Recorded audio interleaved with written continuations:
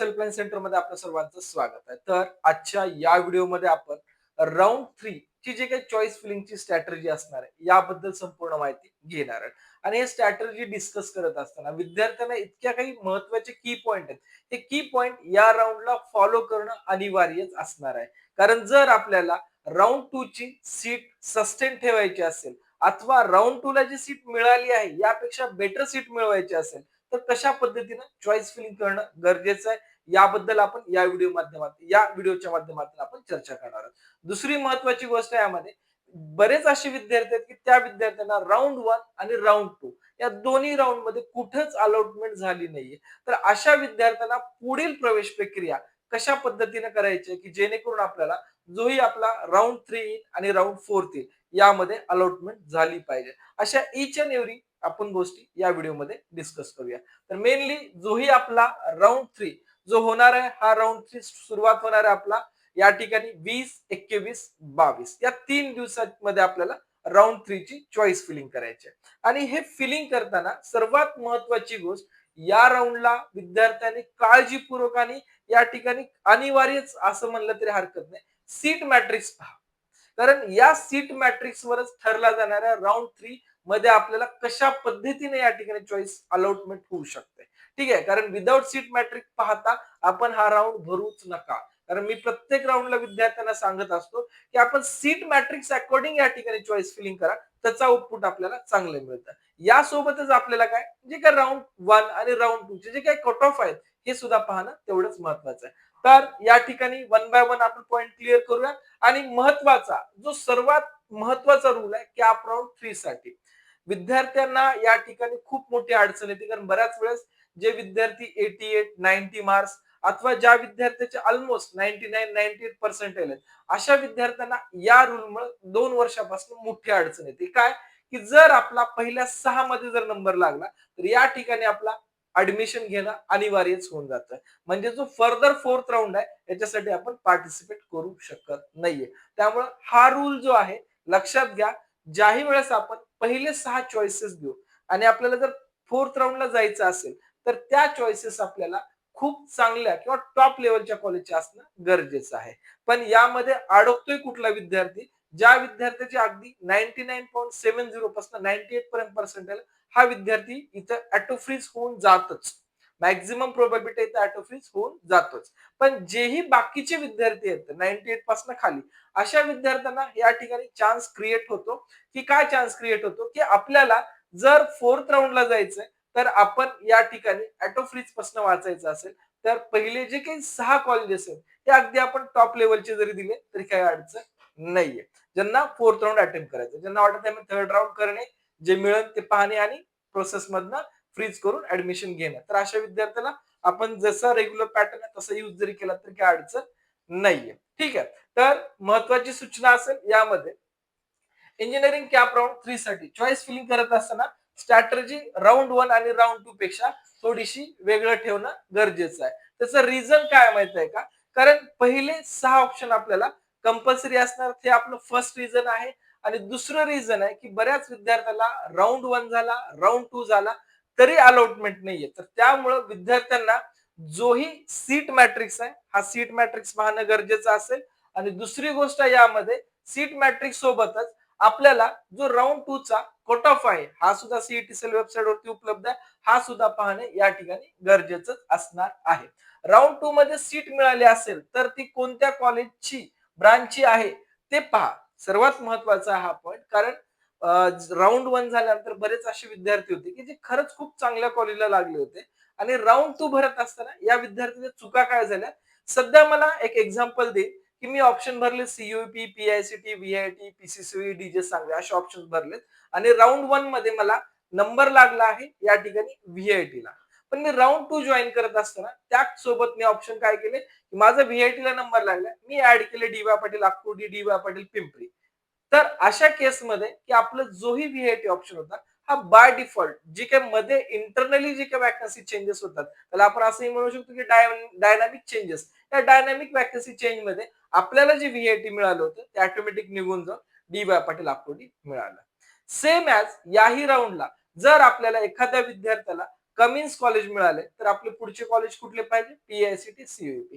एखाद्या विद्यार्थ्याला या ठिकाणी डी.वाय पाटील आकुर्डी मिळाले, आपले पुढचे कॉलेजेस कुठले पाहिजे, PCCOE, त्यानंतर आपलं VIT कॉलेज आणि PICT आणि CUP. म्हणजे सांगायचं तात्पर्य, मिळालेल्या कॉलेजपेक्षा एखाद्या कॉलेजचा जर कट ऑफ बेटर असेल ते कॉलेजची निवड करा. मिळाल्या कॉलेजपेक्षा त्या कॉलेजच्या प्लेसमेंट सगळे रेशो जर आपल्या मिळाल्यापेक्षा हाय असतील त्याच कॉलेजला आपल्या प्रेफरन्स पेक्षा वर ठेवा. पण आपल्याला मिळाले 95 आणि आपण भरत असेल 90 तर अशी चूक नका करू. हे सगळ्यात महत्वाचं आहे. कारण जर आपण या राऊंडला चूक केली तर आपल्याला पुढे ती चूक पुढील राऊंड मध्ये दुरुस्त होईल किंवा नाही ह्याची शाश्वती देणे सुद्धा खूप जास्त कठीण असणार आहे. त्यामुळे हा स्टेपला खूप काळजीपूर्वक फॉलो करणं तुम्हाला गरजेचं आहे. या ठिकाणी राऊंड 3 मध्ये कोणती सीट हवी आहे ते स्पष्ट करा.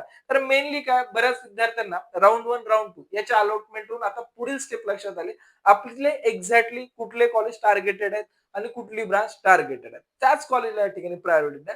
या राऊंडला अननेसेसरी ऑप्शन वाढवत बसू नका किंवा अननेसेसरी काय वेगळी चॉईस फिलिंगच्या भानगडीत पडू नका. जे आपले प्लॅनिंग आणि जी स्ट्रॅटेजी आहे त्यालाच आपण या ठिकाणी फॉलो करणं गरजेचं आहे. त्यानंतर फक्त बेटरमेंटसाठी चॉईस फिल करत असाल तर सध्याची सीट पेक्षा वरचे प्रेफरन्स, जसं की मी आता सांगितलं तो मुद्दा, म्हणजे जे मिळाल्या त्यापेक्षा हायर मेरिटच्या कॉलेजला प्राधान्य देणं गरजेचं आहे. राऊंड 3 साठी उपलब्ध सीट मॅट्रिक्स, कारण हाच सगळ्यात महत्वाचा पॉइंट आहे. जर वॅकन्सी असेल तरच आपल्याला न्यू अलॉटमेंट होणार आहे. वॅकन्सी नसेल, जसं आपल्या बऱ्याच 95% ज्या विद्यार्थी सीईटी मार्फत आहे अशा 95% स्टुडंटची नो चेंज होतं. तशाच या प्रकारे सुद्धा होऊ शकतो. त्यामुळे वॅकन्सी अकॉर्डिंग या ठिकाणी चॉईस फिलिंग करणं गरजेचं आहे. एक उदाहरण सुद्धा मी या ठिकाणी देणार आहे तुम्हाला, कारण मेनली विद्यार्थ्यांना राऊंड 1 मध्ये आपण असं करू, या ठिकाणी एक 15 नंबरचं कॉलेज या ठिकाणी मिळाले आणि राऊंड 2 मध्ये आपलं 15 नंबरहून या ठिकाणी 10 नंबरवरती अलॉटमेंट झाले. म्हणजेच एक्झाम्पल आपण CUP घेऊ शकतो, VGTI घेऊ शकतो, त्यानंतर आपलं SP कॉलेज आहे, त्यानंतर PICT आहे आपलं, ठीक आहे, आणि यानंतर आपलं VIT कॉलेज आहे, त्यानंतर आपलं PCCOE आहे आणि DY पाटील आकुर्डी आहे. आणि यासोबतच या ठिकाणी जस्ट मी काही पुणे ऑप्शन्स या ठिकाणी प्रायोरिटी देतात. जे विद्यार्थी मुंबई असतील तर या ठिकाणी SP आणि SPITच्या नंतर या ठिकाणी आपला DJ सांगवी येईल, थाडोमल येईल, वेगवेगळे असे या ठिकाणी चेंजेस होतील.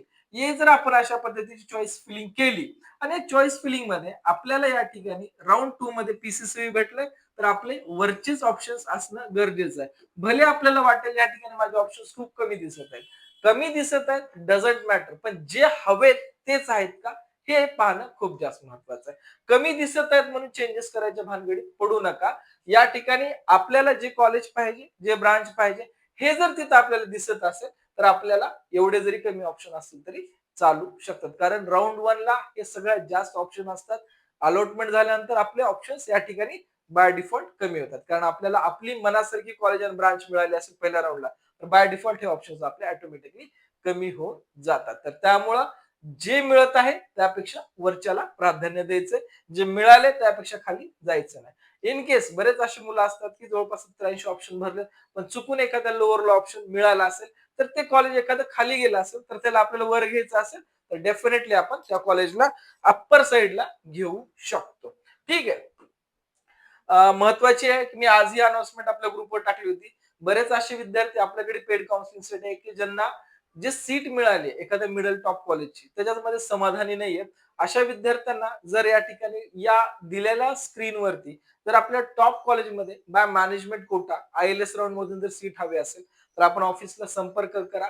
इन डिटेल इन्फॉर्मेशन घ्या आणि मगच आपल्याला या प्रोसेसमध्ये कसं जायचंय, काय करायचंय हे चर्चा करून या प्रोसेस बद्दल आपण माहिती घेऊन मॅनेजमेंट सीटसाठी एक सिक्युअर आणि बी ट्रस्टेड असं आपण ऍडमिशन या ठिकाणी घेऊ शकतात. ठीक आहे. तर विद्यार्थ्यांना स्क्रीनवरती नंबर दिले, डिस्क्रिप्शन मध्ये नंबर दिले, त्या अकॉर्डिंग आपण या गोष्टीचं डिसिजन घेऊ शकतात. आणि मेनली ज्याही विद्यार्थ्यांना भेटायचं पर्सनली येऊन तर लातूर आणि पुणे, पुण्यामध्ये वाकड आणि पिंपरी या 2 लोकेशनला आपले ऑफिस अवेलेबल आहेत. या ठिकाणी आपण येऊन भेटू शकतात. ऑफिसचे ऍड्रेसेस गुगलच्या पिन पॉइंट लिंक्स आपल्याला देण्यात सुद्धा आले आहेत. ठीक आहे. आता राऊंड 1 आणि राऊंड 2 या सीट मिळाल्या असल्यास पुढील प्रोसेस कशी आहे ते पाहण्यासाठी तुम्हाला मी थोडक्यात माहिती देईल. जर बेटरमेंट निवडला असेल तर राऊंड 3 मध्ये सीट नाही मिळाली तर पहिली सीट कन्फर्म राहते का? कारण ज्याही वेळेस राऊंड 2 चं बेटरमेंट करणं विद्यार्थी चालू होतं तर बरेच विद्यार्थी राऊंड 1 ला हा डाऊट क्लिअर करून अगेन तो डाऊट या ठिकाणी क्रिएट झाला, की जर आम्ही सध्या बेटरमेंट केले, तर राउंड 3 ला जर आम्हाला कुठली सीट मिळाली नाही, तर राउंड 2 ची सीट राहते का? तर येस, आपली डेफिनेटली सीट राहणार. सीट कधी जाणार? जर नवीन सीट अलॉट झाली तरच जाणार. आणि नवीन सीट अलॉटेड केव्हा होणार? जर आपण व्यवस्थित चॉईस फिलिंग भरले असतील, आपल्या रँक अनुसार व्यवस्थित चांगले कोड दिले असतील, तर न्यू सीट जर वॅकन्सी असेल तरच अलॉट होईल. नाही वॅकन्सी असेल तर नो चेंज सुद्धा या ठिकाणी राहू शकतं. आणि इथून पुढे विद्यार्थ्यांसाठी एक महत्वाची सूचना सांगेन, की विद्यार्थी ओबीसीचा आहे. सीट ओबीसी पीडब्ल्यूडी ची सुद्धा अलॉट होऊ शकते, एससी ची होऊ शकते, एसटी ची होऊ शकते. यदा कदाचित एसटीच्या विद्यार्थ्याला ओपनची सीट अलॉट होऊ शकते. रिझन काय यामागं? कारण ज्याही वॅकंट सीट असतात या कन्वर्ट होतात आता आपल्या पूर्ण जे काही विद्यार्थी आहेत त्यांच्या रँक अनुसार. त्यामुळे पुढील जे सीट टाईप आहे हा आपला चेंज होऊ शकतो. सीट टाईप जरी चेंज झाला तर आपण जोही फॉर्म भरलाय, फॉर्म भरत असताना जोही कॅटेगरी मेन्शन केली त्याच सर्व कॅटेगरीचे आपल्याला बेनिफिट्स मिळणार असतात. त्यामुळे तिथेही कन्फ्युज व्हायची गरज नाही. पहिल्या 6 प्रेफरन्सच्या बाहेर सीट मिळाली आणि ऍडमिशन घ्यायचे नसेल तर 4th राऊंडला जाता येईल का? लक्षात घ्या, जर पहिल्या 6 मध्ये मिळालं तरच आपल्याला ऍडमिशन कन्फर्म करणं किंवा अनिवार्य ऍडमिशन घेणं आहेच. पण जर 6च्या नंतर आपल्याला या ठिकाणी सीट मिळाली, इच्छा असेल की मला 4th राऊंड पण ट्राय करायचं, तर आपण बिंदास हा 4th राऊंड ट्राय करू शकतो. विदाउट एनी टेन्शन हा राऊंड आपण ट्राय करू शकतो. ठीक आहे. पण एखाद्या विद्यार्थ्याला असं वाटेल, की मला या ठिकाणी 6च्या नंतर सीट मिळाल्या, पण मिळालेल्या कॉलेजमध्ये मी समाधानी आहे. तर तो विद्यार्थी सेल्फ फ्रीज करून सुद्धा या ठिकाणी राहू शकतो. ठीक आहे. नंतर अधिक चांगले प्रेफरन्स हवे असतील तर बेटरमेंट ऑप्शन निवडून पुढील राऊंडसाठी प्रयत्न करू शकतात. म्हणजे जसं की मी आत्ताचं जे एक्सप्लेनेशन केलं त्या पद्धतीने आपण या ठिकाणी करू शकतात. सीट मिळाली नाही तर लक्षात घ्या, की राऊंड 3 ला मी मागच्या व्हिडिओमध्ये सांगितले, आपल्याकडे बरेच असे विद्यार्थी त्यांची ऑलरेडी कुठे ना कुठे काउन्सिलिंग होती. सध्याच्या स्टेटला हे विद्यार्थी आपल्याकडे आले. याचं रिझन्स मी विद्यार्थ्यांना विचारलं, त्यात बरेच कारण आहेत. काही ठिकाणी असं मला दिसून आलं, की काउन्सिलरनी फक्त लिस्ट दिली आणि तुम्हाला जे भरायचं ते भरून घ्या. अशा चुका नका करू. काउन्सिलर सोबत चर्चा करा, पूर्ण डिस्कस करा आणि डिस्कस करून मग तुम्ही लिस्ट एंटर करा. कारण रिसर्च बेस्ड लिस्ट असणं गरजेचं आहे. त्या ठिकाणी आपल्याला लिस्ट दिले, आम्हाला माहित आहे की काय सिच्युएशन आहे. पण विद्यार्थी आणि पालक अगदीच नवीन असतात. या विद्यार्थी पालकांना या गोष्टी माहित नसतात. तर त्या आधी समजून घ्या आणि मग लिस्ट भरा. तर असं बऱ्याच विद्यार्थ्याची अडचण आली, की आम्ही खूप पैसे भरले, खूप काही दिलं, पण आम्हाला जसं पाहिजे तसं आउटपुटही मिळालं नाही आणि सध्याच्या कंडिशनला सुद्धा आमचं स्टेटस नॉट अलाउटेड आहे. तर त्यामुळे विद्यार्थ्याला महत्वाची इन्फॉर्मेशन देईन. जरी आपल्या या ठिकाणी नॉट अलाउटेड स्टेटस असेल तर आपण तिसऱ्या राऊंडचा व्यवस्थित सीट मॅट्रिक्स तपासून घ्या. सीट मॅट्रिक्स मध्ये किती वॅकन्सी आहे, कशी वॅकन्सी आहे आणि या वॅकन्सी अकॉर्डिंग राऊंड 2 ला कशा पद्धतीने अलॉटमेंट झालं हे सुद्धा पाहून आपल्याला डिस्कस म्हणजे लिस्ट प्रिपेअर करणं गरजेचं असणार आहे. दुसरी महत्वाची गोष्ट यामध्ये अशी आहे, ज्याही विद्यार्थ्यांनी रजिस्ट्रेशन करते वेळेस व्हॅलिडिटी सर्टिफिकेट या ठिकाणी अपलोड केलं आहे किंवा नॉन क्रिमिनल सर्टिफिकेट अपलोड केलं आहे, तर अशा विद्यार्थ्यांसाठी सीईटी सेल या पोर्टलवरती विंडो ओपन झाली. या ठिकाणी आपले जे काही रिमेनिंग डॉक्युमेंट्स आहेत हे अपलोड करण्यासाठी. तर विद्यार्थी हे